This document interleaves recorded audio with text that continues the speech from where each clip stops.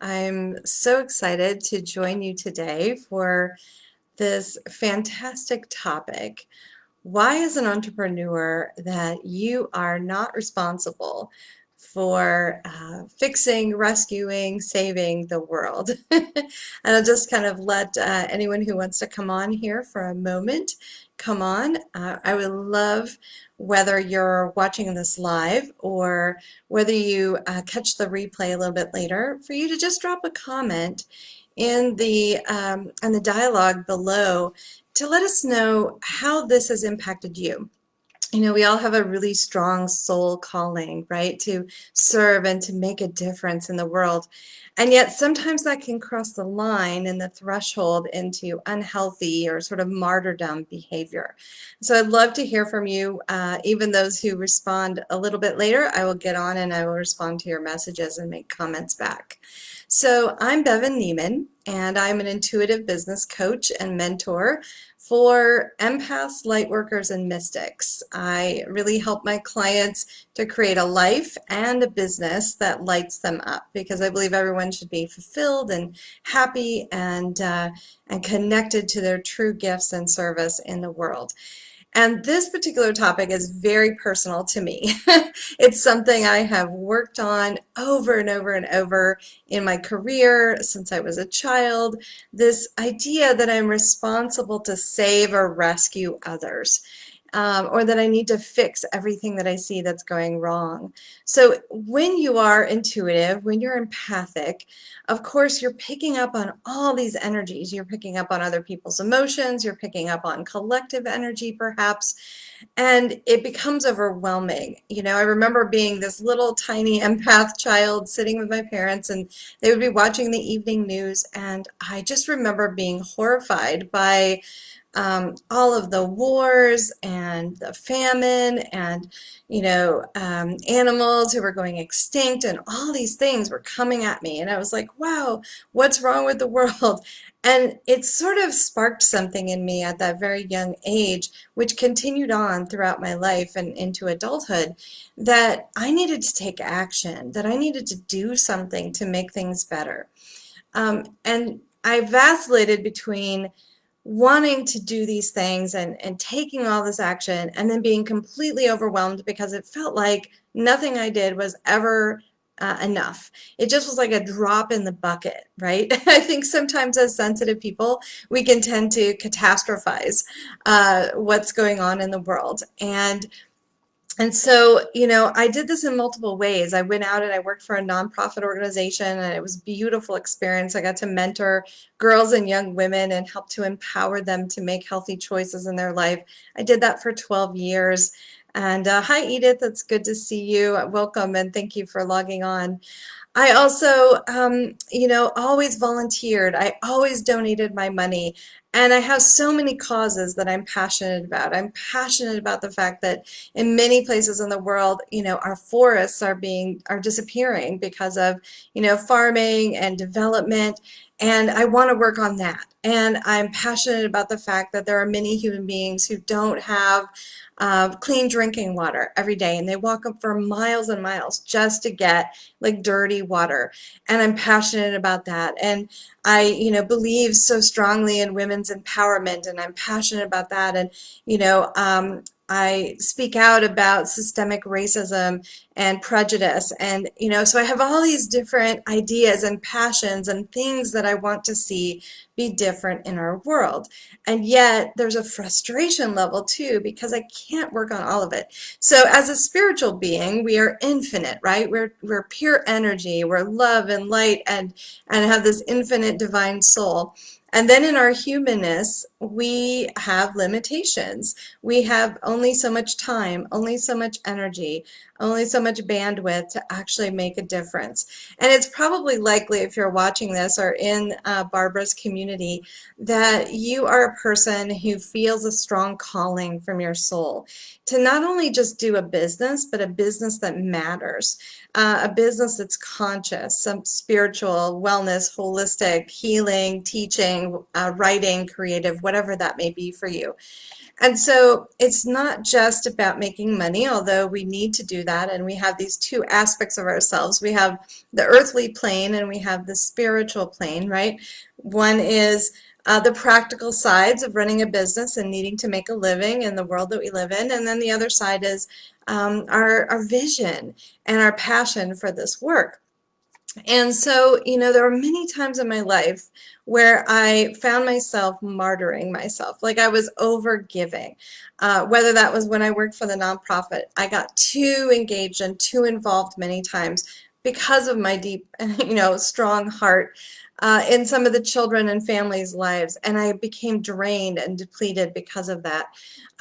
Early in my business, I gave away a lot of my services and products, and people would come and they had really sad stories and they couldn't afford things economically. And I would just say, yes, you can just do coaching, or you can just, come into my group. And all of that it sounds beautiful and it felt good on one hand, and it also had me contracting a little bit as a business owner on the other. So I've seen that there are a variety of ways, and I'm going to talk about four of them today, that we can move into this place of martyrdom, rescuer, fixer, and we don't hold our presence, our power as entrepreneurs, especially if you're a highly sensitive or empathic person. So the first one is, and I have clients that come to me and they're like, okay, I want to start this business. I'm really excited about it. I'm like, well, what do you do? They're like, I'm a healer. I'm like, great, great. Who are you really passionate to work with? Like, who do you feel would be your right client? And they're like, I just want to heal everyone, right? And it's a beautiful thought, but what's difficult about that is if you don't pick a niche, if you don't specialize in something, generally speaking, um, what will happen is either you release your great program into the world and nobody buys it and nobody comes in and you don't get to serve anyone, um, because no, it doesn't resonate with anyone. They're like, well, that doesn't describe me. It's too general. Or you put it out there and people come to you, but then you have clients that aren't really the right fit. And now you're struggling and it's difficult. And you're like, why is this so hard to work with people? Because it's not quite the right fit for you. So this is a place where we contract ourselves. When we want to save everyone, we want to help everyone. We want to do coaching or teaching or write a book or do music or whatever it is for everyone, we kind of lose ourselves as entrepreneurs. And it's really important to find your specialty area. It doesn't mean you have to do that forever. My business has changed over the 5 years that I've been running it.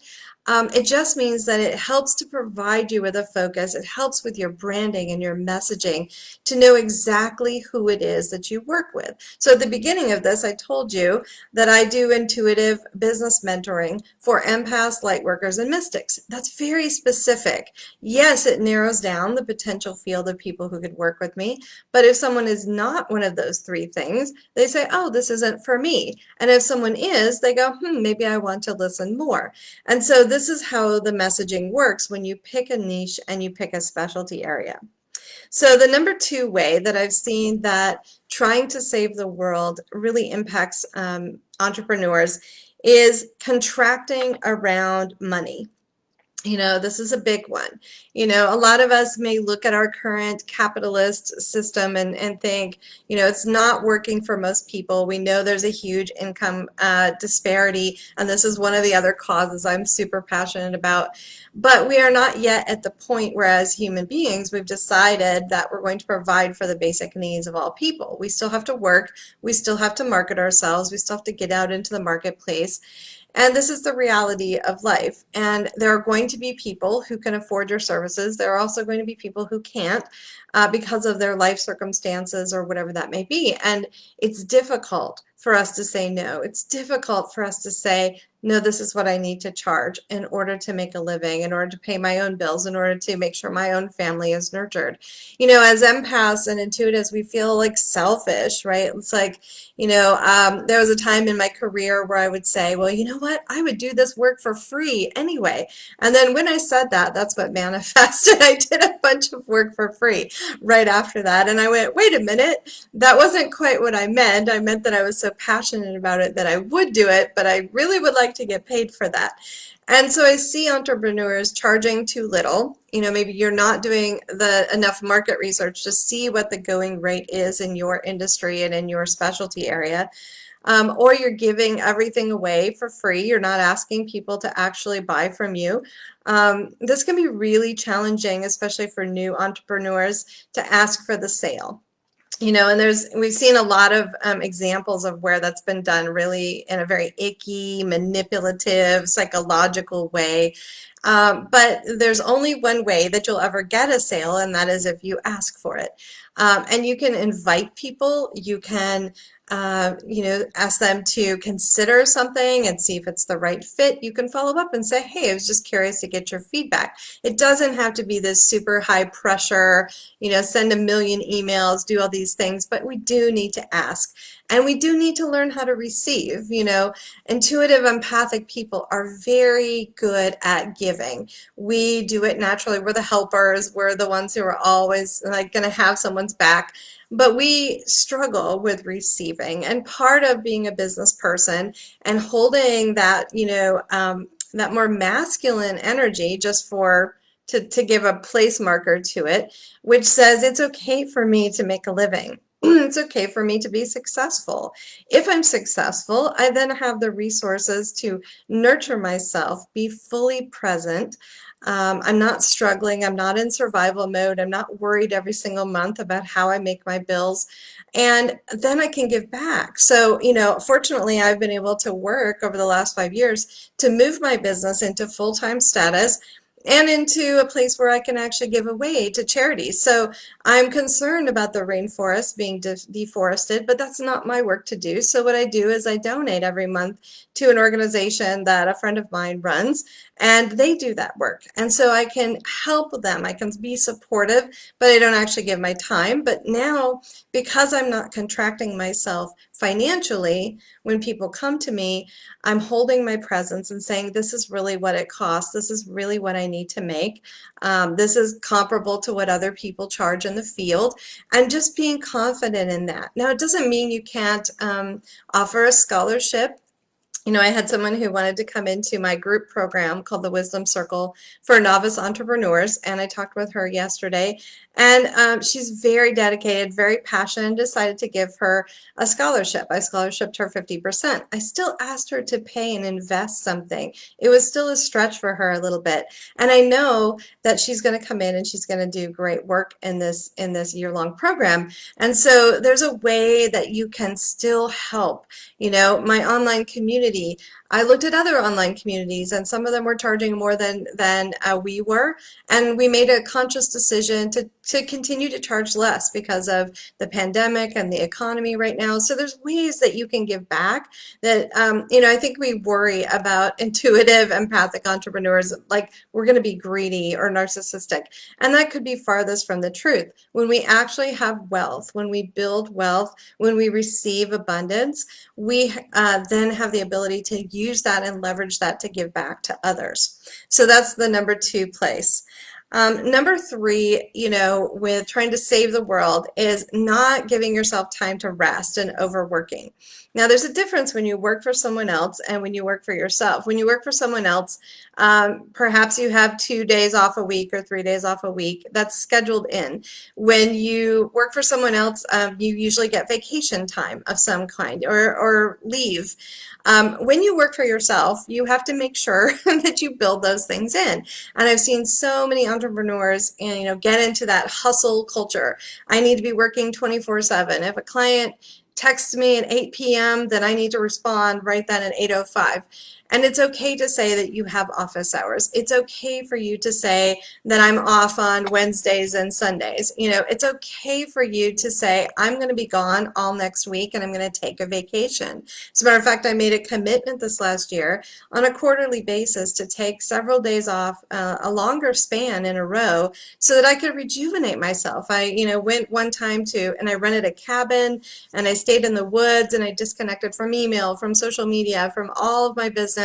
I told all of my clients in advance. And you know what happened? Is the world did not fall down without me. I came back, I picked back up where I left off, and I was more refreshed. So this is really important for entrepreneurs to know that it is important for you to take time off. It's important for you to build that in your schedule, particularly if you're sensitive and empathic, because you pick up so much more. You're so much more reactive to stress and pressure and collective energy and all these things. It's really important for you to take that time off. And number four is being the lone wolf, feeling like you have to do it all yourself. And many entrepreneurs start as a solopreneur. That's how I started. And now I fortunately have, a business partner, and I have other people that I collaborate with. So I'm not doing this all on my own. So it feels like you have to take care of everything, that you cannot ask for help. That you cannot, say, wow, I'm overwhelmed, I'm struggling, like get advice from someone. It's super, super important for you to have a support system of people that you can go to, that you can ask for things, that you can reach out to your colleagues and say, wow, I just need to get on and talk for a minute. Can we just talk about like what it's like to be an entrepreneur? This is why this is such a great group, because you can talk about those things in this group.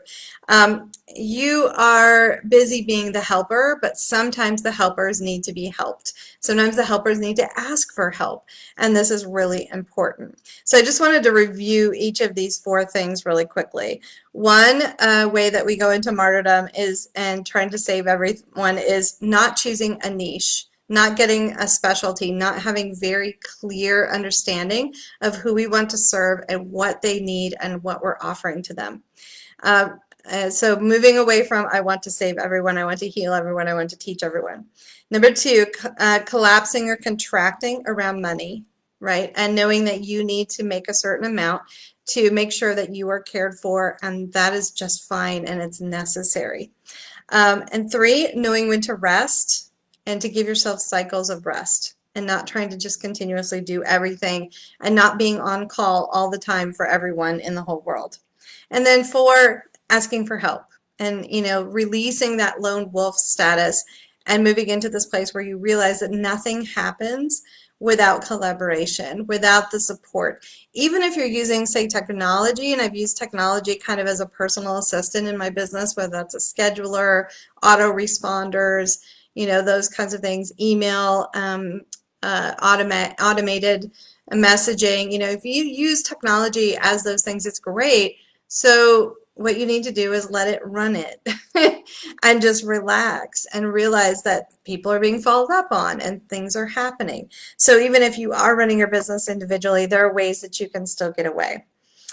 One thing I wanted to share, just to kind of in conclusion here, is a concept that my mentor, and it's really important for entrepreneurs to have mentors, to have coaches. I've hired a lot of different people. I've taken a lot of different online classes, and I'm pretty discerning about what I take. It's not just the newest, shiniest thing. It has to be really effective. It has to be really right on time for my business, and it also has to be someone who's actually gotten to the place where I want to be. So those are some of my criteria for hiring mentors. But my mentor talks about this concept of cathedral building. So in Europe and in other places in the world, there are these giant cathedrals, pyramids, whatever large, grand building you want to use as your metaphor. And there were people who were stonemasons that cut the stones and laid the foundations at the base of those structures.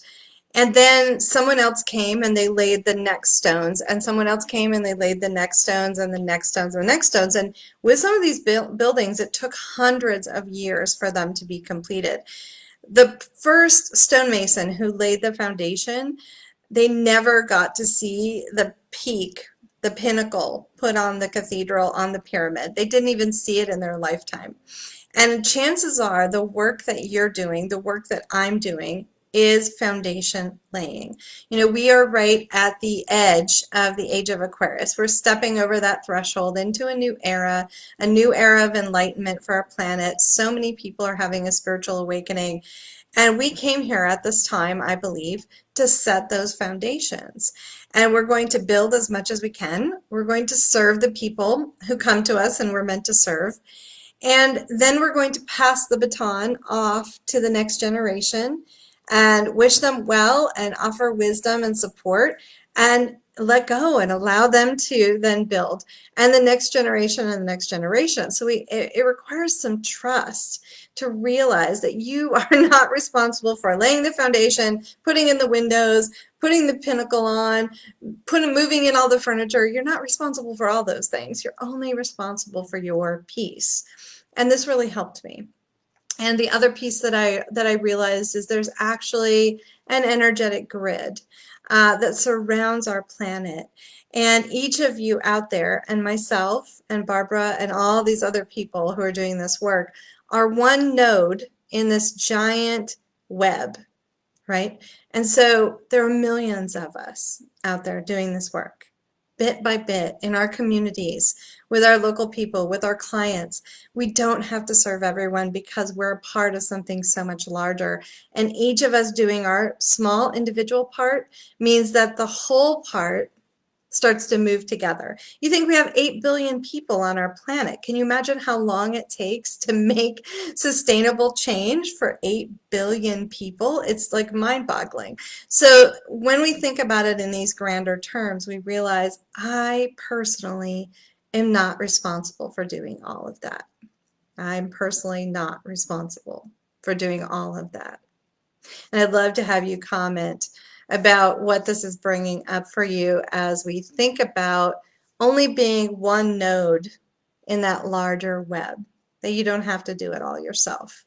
And as a matter of fact, martyrdom and rescuing and saving is really unhealthy, codependent behavior. And I engaged in it in my personal relationships and my work relationships for many, many years. And it's taken me a lot of time and healing and therapy and various other things to get into this place where I hold my presence. And that's what I'm inviting you to, is to hold your presence, to make decisions for yourself, to decide what it is that works for you and what it is that doesn't work for you, to not contract around money, to take time off every single day, first of all, to take some time off, and give yourself more sustained rest periods because you need it, especially those of you who are doing really highly energetic work. If you're doing trauma-informed work, anything like that, it's really going to take a toll on you. So you need to have this time off. So I'll conclude by saying that these four topics are just a snippet of the kind of thing that I offer in my year-long group program called the Wisdom Circle for Novice Entrepreneurs. And this is an incubator space for empaths and lightworkers and mystics who are in their first 1 to 2 years of business. And we focus on that earthly realm, which is the really practical tips and tools that you need to run a business, how to use technology, how to price your products, how to do market research, all those really key things, how to write content or develop content for different platforms. And then the other part of it is the spiritual realm, you know, your personal and spiritual growth as an entrepreneur and your leadership and what that looks like for you to step out and be more public and more visible and show who you are and teach about what you know and use all those challenges and obstacles you've overcome in your life to actually make a difference for others. So if this is interesting to you, my program actually reopens in January. I'm actually doing discovery calls now to invite people to discover if it's the right fit or not for you. And I'll leave the link for this program down in the comments. You can also go to perceptivesouls.com, that's my website, and you can get some information there. I hope that this workshop was really helpful for you today to give you some concrete tools. Again, choosing a niche, staying, expansive around money, knowing when to rest, and asking for help when you need it and not trying to do it all on your own. These are really, if you concentrated on these four things on a regular basis in your business, everything will definitely get better. It certainly has for me. So I thank you so much for your attention and your time today. I thank Barbara for allowing me to come in and talk about this really important topic, and I look forward to connecting with you and vibing and talking about what's emerging in your thoughts now that you've seen this. Thank you so much and have a wonderful day.